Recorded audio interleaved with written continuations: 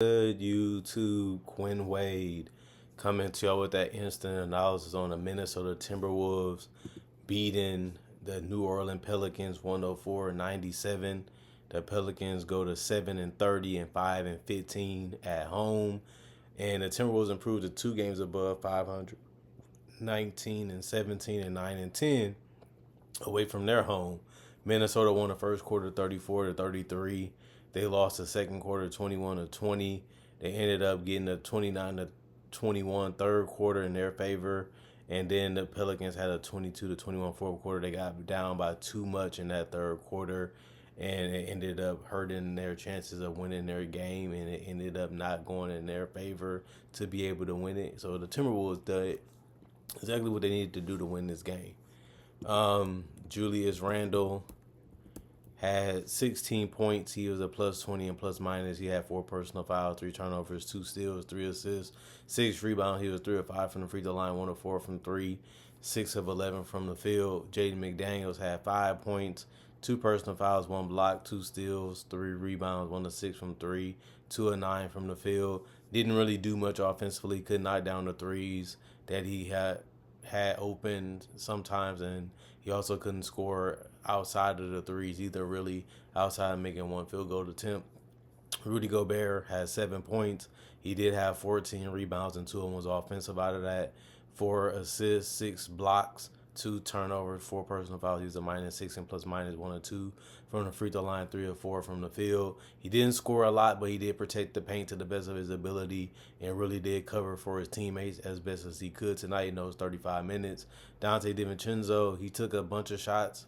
He was 4 of 12 from the field, 2 of 8 from 3. He did have 2 rebounds, 7 assists, 3 steals, 3 turnovers, plus 18 and plus minus. He had 10 points, so he got in double figures.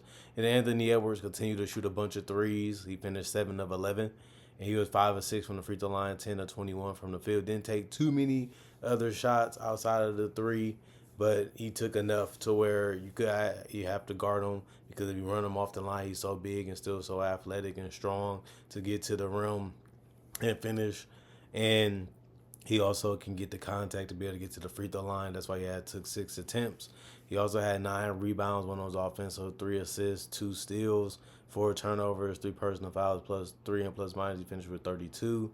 Jairus Minot had 2 points, plus 2 and plus minus, 2 rebounds. 1 of them was offensive, 0-1 from 3, 1 of 3 from the field.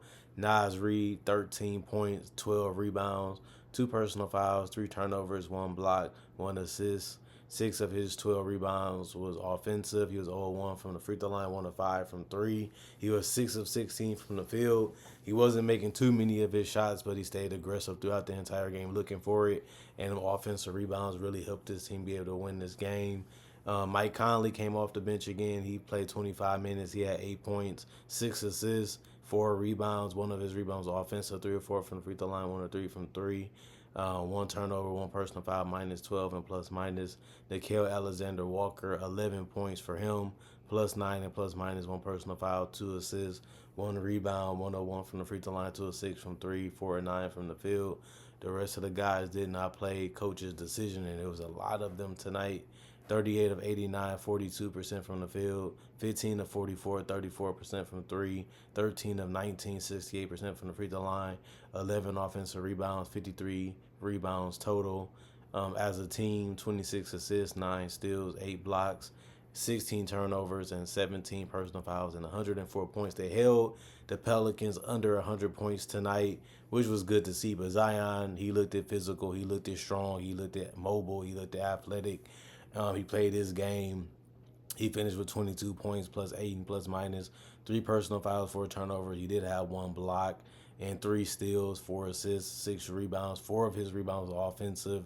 He was 4 of 9 from the free throw line, 0 of 2 from 3, 9 of 15 from the field. He had 28 points. He didn't look that rusty tonight. He looked like he was just hooping the other day against NBA level competition. You just put him into the starting lineup and just let him figure things out and let him play and gel with his teammates, because that's all they really need this season, is to get more healthier. And other than that, they stayed in this game. They made it competitive, and they found other ways to score besides the 3-point line, even though they took a lot tonight. But I like what they was doing. They just couldn't convert on a lot of those opportunities. And Herbert Jones had 10 points, plus 3 and plus minus 4 personal fouls, 2 turnovers, 5 assists, 6 rebounds, 2 of 2 from the free throw line, 2 of 5 from 3, 3 of 9 from the field. Misi was 1 of 7 from the field. That was unfortunate for him, but he still did grab 9 rebounds and 4 was offensive. He had 1 block, 2 personal fouls, minus 2 and plus minus 2 points for him. CJ McCollum, he had 5 points. He was a minus 15 and plus minus. He had 3 personal fouls, 1 block, 2 assists, 2 rebounds, 2 or 3 from the free throw line, 1 of 7 from 3. He was 1 of 14 from the field. Couldn't really make anything tonight. He was a big reason why this team didn't win the game tonight. And him and Misi are a big part of what they do. And they was completely held, basically almost scoreless this game. And that was one of the reasons why they didn't have enough offense. But DeJounte stepped it up. He had 29 tonight. He was minus 1 and plus minus 2 personal fouls. He had 2 turnovers, 1 block. He had 6 steals, which really helped keep them in the game and give them opportunity to be able to win it. He had 6 assists, 2 rebounds. He was 3 of 6 from the free throw line, 2 of 8 from 3. And he was 12 of 20 from the field. He did the best that he could to help his team to the best of his ability in those 34 minutes that he played. Jeremiah Robinson Earl had 5 points, minus 12 and plus minus 2 turnovers, 1 block, 1 steal, 1 assist, 8 rebounds. 1 of them was offensive, 1 of 3 from the 3-point line, 2 of 6 from the field. Daniel Tice had 3 points. He was a minus 3 and plus minus. He had 2 assists, 8 rebounds. 2 of them were offensive, 1 from 3, 1 of 2 from the field. Jose Alvarado was the only guy to score in double figures for the Pelicans tonight with those 13 points. He also was a minus 2 and plus minus 3 personal foul, 3 turnovers, 1 steal, 1 assist, 1 rebound, 2 of 2 from the free throw line, 3 of 8 from 3, 4 of 11 from the field. Brandon Boston had 5 points. He was a minus 12 and plus minus. He was 1 personal foul, 1 turnover, 1 steal, 2 assists, 4 rebounds, 1 was offensive, 2 of 2 from the free throw line, 1 of 3 from 3, 1 of 6 from the field. And then Jordan Harkins he hit a 3, but he was 1 of 4 from 3 tonight. He was a plus 1 and plus minus, and the rest of the guys did not play coach's decision, or they was ruled out earlier with the injury. 35 and 94. They shot 37% from the field, 12 of 41, 29% from 3, and 15 of 24, 62% from the free throw line. If you're going to shoot that poorly, you're not going to win the game, unfortunately. 13 offensive rebounds, 46 total. 23 assists, 12 steals, 5 blocks, 14 turnovers, and 18 personal fouls, and 97 points. They gave themselves a chance. Minnesota won the first game in the season series versus the Pelicans. They play again in 2 months, basically showing you that they still can get healthier, hopefully, both teams, and play another great game like they did tonight. It's going to be fun. It's going to be entertaining. And all you can do is prepare, if you're going to get a team that you have to beat, and the Wolves have to beat this team if they want to make it to the playoffs. And we'll see how urgent and how, smart they're going to be coming into the rest of this year as they try to find a way to get back to the playoffs and be a dangerous team in the playoffs that nobody really want to see. As of right now, they both seem like they're trying to find themselves and try to find what works and trying to find a way to continually win each game, even though it might seem a little out of whack or it might not make much sense sometimes watching them play. It still shows you that this team has a lot of talent and they understand enough to be one of the tougher teams to beat. Even if they don't play right the whole time, even if they don't stay the most disciplined, even if they don't execute the best, even if they rely a lot on talent of the Julius Randles and the Anthony Edwards, and they still figure out how to get wins and they figure out how to get it done. And we just got to give the Wolves their credit. It just seemed like they was done 2 weeks ago or last week. Then they have a week like this where, I guess y'all can do a little bit of this and a little bit of that, and that's all y'all really need to do. But just remember, when you're in the playoffs, you're going against great teams over and over again. You don't really have the errors. You don't really have the mistakes. You don't really have the funks that Minnesota has if they're trying to win it all or they're trying to make a deep run. You know, it ain't no point of preparing for the playoffs if you're not feeling that you can beat anybody in the NBA.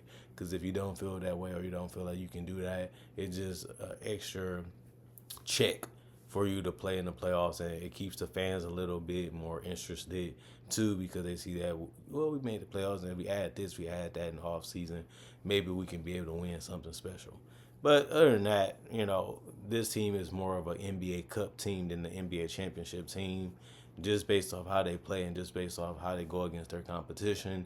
I can see them winning something more like that, but the championship is just too much for a team like this. 4 rounds of great teams almost, because that first round can be tough depending on what your seeding is. And then you still have to go 3 more rounds to be able to win a championship. So I don't think they have enough talent and have enough matchups that they can throw at, you know, opponents, even defensively, to put them in a situation where they're a legitimate contender.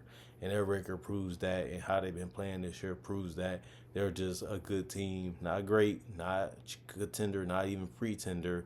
They're just good enough to get in there and good enough to get bounced. And then we can see what they possibly can do in the offseason to make this team around Anthony Edwards a little bit better, if not a lot more better. And we'll see what direction they go in. Other than that, comment, like, subscribe, share, and hit the notification bell for more analysis. And if you're new to the channel, do a conversation video just like this and different variety. And if you also want to know more, I do breakdowns of legends, players, current, rookies, and also future stars. I also do mock drafts and draft coverage in general. If you want to see more, I got over 3,000 videos already turned in on my channel. Not only that, I also have my social medias. If you want to follow me or see some other things that I do outside of basketball related content, you can follow me on my social medias, and that will show you what I do other than basketball. And thanks for watching. I appreciate you guys and accepting my content for what it is and enjoying it for what it is, and continually to come back to see more analysis that I continue to make by myself. And I do everything on my own on this channel. And I appreciate the fact that you guys love my content. And not only that, hope you guys enjoying your day.